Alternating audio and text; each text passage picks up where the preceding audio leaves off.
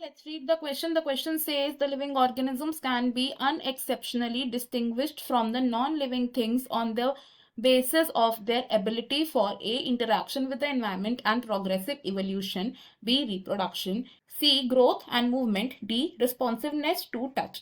इस क्वेश्चन में हमारा जो की कॉन्सेप्ट यूज हो रहा है that is characters of living beings. तो जितने भी लिविंग बींग्स होते हैं वो कुछ बेसिक कैरेक्टरिस्टिक्स पोजेस करते हैं और वो कैरेक्टरिस्टिक्स कौन से हैं? These are growth, metabolism, consciousness जिसको हम रिस्पॉन्सिवनेस भी कह सकते हैं, एक्सेट्रा। अब ये जो सभी कैरेक्टरिस्टिक्स होते हैं ये सब के सब हमारी हेल्प नहीं करते to differentiate them from non living organisms. ऐसा क्यों? क्योंकि अगर हम बात करें ग्रोथ की तो नॉन लिविंग ऑर्गेनिजम्स भी ग्रोथ को शो करते हैं which is a type of extrinsic growth.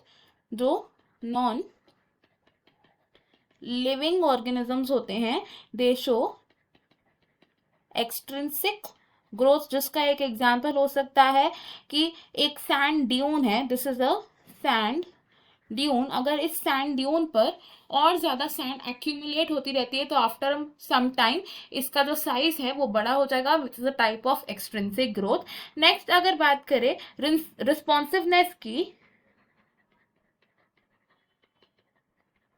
Responsiveness to स्टिम्युलाई की, रिस्पॉन्सिवनेस क्या होता है? It is consciousness. अब ये तो रिस्पॉन्सिवनेस है, इसको हम defining property of living organisms तो कह सकते हैं, लेकिन इस प्रॉपर्टी से हम नॉन लिविंग थिंग से डिस्टिंग्विश नहीं कर सकते बिकॉज जो पर्सन कोमा में है वो रिस्पॉन्ड नहीं करता है इररिस्पेक्टिव ऑफ उसको स्टिमुलाई मिल रहा है या नहीं मिल रहा है। और अगर बात करें नेक्स्ट कैरेक्टरिस्टिक की विच इज रिप्रोडक्शन, तो रिप्रोडक्शन एक ऐसी कैरेक्टरिस्टिक है जो सभी लिविंग ऑर्गेनिजम्स में नहीं है, जिसका एक एग्जांपल हो सकता है म्यूल्स, ये होते हैं sterile animals. Next can be infertile couples, यानी कि ऐसे कपल्स जो रिप्रोड्यूस नहीं कर सकते हैं। तो रिप्रोडक्शन से भी हम लिविंग और नॉन लिविंग को डिस्टिंग्विश नहीं कर पाएंगे। एक ऐसी कैरेक्टरिस्टिक जिससे कि हम नॉन लिविंग थिंग्स और लिविंग थिंग्स को डिफरेंशिएट कर सकते हैं दैट इज द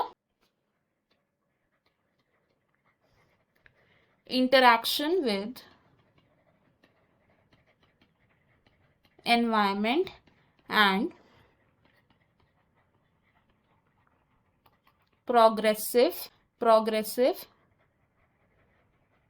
evolution। अब ऐसा क्यों? बिकॉज लिविंग थिंग्स अपने एनवायरमेंट से इंटरैक्ट करते हैं एंड वो कॉन्स्टेंटली इवॉल्व हो रहे हैं, यानी कि over the course of time सिर्फ लिविंग ऑर्गेनिजम्स ही इवॉल्व हो सकते हैं, non living organisms evolution show नहीं करते हैं। ऑप्शन अगर देखें तो ऑप्शन ए हमारा यहाँ पर करेक्ट हो जाएगा, option B, option C and option D wrong हो जाएंगे। इस क्वेश्चन में फाइनल आंसर हमारा ऑप्शन ए है। I hope you have understood it well. Best of luck, thank you.